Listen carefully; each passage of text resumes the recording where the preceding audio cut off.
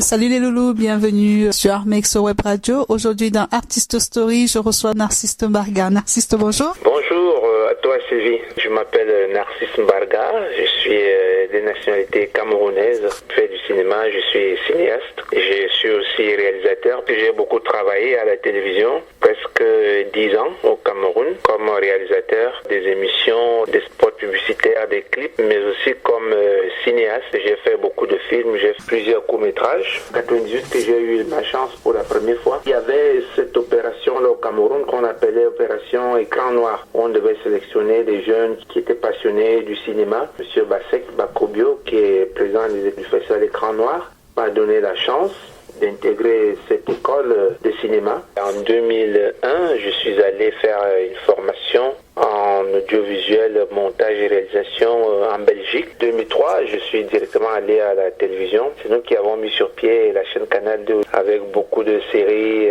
qui passaient à l'époque avec les Fingon Tralala et tout. C'est des séries que j'ai réalisées. Mais j'ai quand même roulé ma bosse pas mal dans les télévisions au Cameroun, notamment Canal 2, Ariane TV, Vision 4, New TV. Je travaillais aussi comme chroniqueur culturel à travers des émissions que je concevais, que je présentais.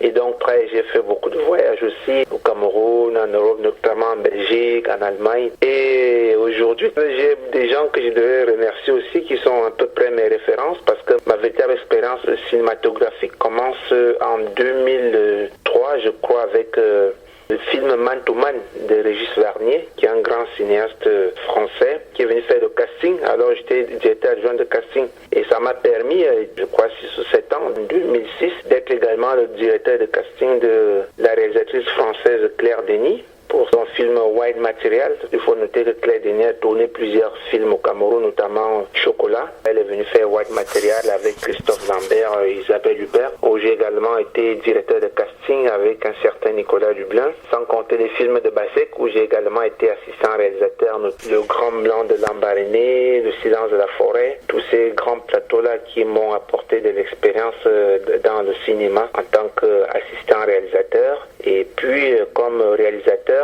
Mais personnellement, j'ai fait 3 courts-métrages. J'en ai fait beaucoup. L'Affection, qui a été acheté par la CRTV, qui a gagné pas mal de prix. Les Voix du Destin, avec Marcel Mvondo au Cameroun. En attendant demain, j'ai fait des moyens-métrages comme Aux Frontières de la Vie, avec tous les grands noms du cinéma camerounais. En 2008, vous aviez Essola, pour ceux qui sont des Camerounais, de la diaspora. Vous aviez Marcel Mvondo. Vous aviez tous ces grands du cinéma-là qui m'ont accompagné dans ce projet. J'ai également fait un documentaire de référence sur Kribi avec les Nubians, c'est des franco-camerounaises qui vivent ici. Nous avons fait un très grand documentaire sur le festival Lové à Kribi, qui est une référence aujourd'hui en termes de documentaire. J'ai également fait un documentaire sur la blessure de Anne-Marie Ndiaye, parce que on a tellement fait de films sur Anne-Marie Ndiaye, et là je me suis focalisé un peu sur ce qui a constitué la référence de sa carrière, à savoir cette blessure-là qui était comparable à la tête chauve de Manu Dibango. L'anecdote disait que c'est des gens qui avaient vendu soit l'un la tête, l'autre le pied pour une carrière. Alors je me suis intéressé à cette blessure-là qui a été diffusée pour les 60 ans de carrière de Anne-Marie Ndiaye, organisée par l'État du Cameroun. J'ai également fait aussi beaucoup de films institutionnels. J'ai eu pas mal de distinctions. En 2004, j'avais eu déjà le prix du meilleur réalisateur au Cameroun. Pour le film Alerte, j'ai eu le prix de la meilleure actrice pour le même film en 2006. Marcel Mvondo, qui a joué après moi, qui a été couronné, Grand Prix Écran Noir. Il y a également, la majorité de mes films étaient dans des sélections officielles, que ce soit Festival Écran Noir, dans les petits festivals de court-métrage. Et en 2009, je crois, j'ai eu le prix du meilleur réalisateur, je crois Festicam. J'aime aussi à dire aux gens, j'ai eu la chance peut-être d'être polyvalent, parce que à l'origine, moi j'ai une formation de juriste. J'ai fait le droit public à l'université de Yaoundé Soie, où j'ai eu une licence en droit public. J'ai même été admissible, pour la petite anecdote, à l'ENAM. Mais aujourd'hui, je ne regrette pas mon choix parce que j'ai toujours été là. Je ne suis peut-être pas riche, mais je n'ai pas faim. J'ai fait beaucoup de formations au niveau du montage, de la post-production, du compositing, de la création 3D. J'ai habillé la majorité des chaînes de télévision au Cameroun, Ariane TV, Andy Samba. J'étais directeur de production à Canal 2 chez Amaya. J'étais directeur de production d'une série aussi à la CRTV qui s'appelle Culture Shock, correspondant d'une chaîne américaine First TV. Catch, c'est de la production à Vision 4, une chaîne de télévision qui est basée ensemble au Cameroun. Je suis photographe professionnel. J'ai suivi des formations comme JRI, journaliste reporter d'image. Depuis, nous avons couvert la venue du pape au Cameroun. Je dirais que j'ai des compétences en marketing, en communication, en gestion de projets, peut-être aussi de management collectif. J'ai choisi d'être un réalisateur polyvalent et un cinéaste passionné. Je viens de finir un court-métrage qui s'appelle Matrix Zone. J'ai eu la chance de tourner avec pas mal de jeunes de plusieurs nationalités, des Français, des Belges, un Chinois. C'était très, très passionnant. C'est un court-métrage, certes, mais qui aura une portée internationale parce que c'est ce genre de projets-là qui sont porteurs aujourd'hui. Lorsque je suis arrivé ici en France, c'est les objectifs que je me suis fixés, à savoir que je ne veux plus être cinéaste africain parce que je pense qu'aujourd'hui on ne peut pas parler de cinéma africain. Et même, je pense pas qu'on puisse parler de cinéma français. Je pense qu'on fait des films tout court. J'essaie d'avoir des projets qui ont une portée soit régionale, soit internationale. Et c'est ce que j'ai fait avec mon court-métrage que je viens de terminer, qui a été une très bonne expérience que j'ai partagée.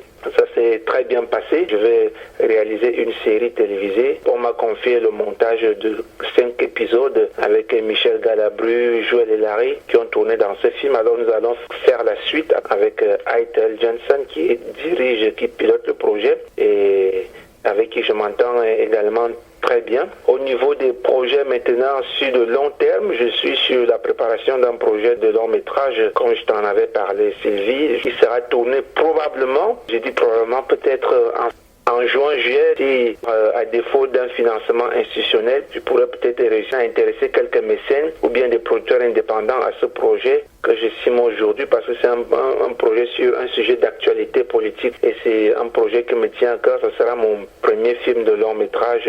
Ça va durer, je pense, dans les 2h30 minutes. Je prends le temps de le préparer financièrement, matériellement, techniquement et j'espère qu'à travers ton site aussi, je vais beaucoup communiquer sur la page ArtMake et à travers la radio que tu animes et qui nous permet aujourd'hui de nous exprimer. C'est un peu ça le projet de grande ampleur qui me tient à cœur pour 2014. Donc aujourd'hui les gens ont besoin de regarder des films qui apportent un plus dans notre société, dans notre nature humaine. C'est ce genre de film-là que je voudrais faire. Donc en bref, voilà un peu qui est Narcisse Mbarga aujourd'hui et ce que je compte faire pour l'avenir. Merci beaucoup, Narcisse. C'est moi qui te remercie et merci aussi à tous les auditeurs qui nous écoutent. Merci à ma famille qui m'aide beaucoup. Merci à mon épouse aussi qui me soutient énormément. Et merci à tous mes enfants à qui je pense régulièrement. Merci à tous mes amis aussi. Voilà. Allez loulou, j'espère que vous avez passé un agréable moment en notre compagnie. Je vous dis à vite. C'était Sylvie Coll. Je vous embrasse. Au revoir.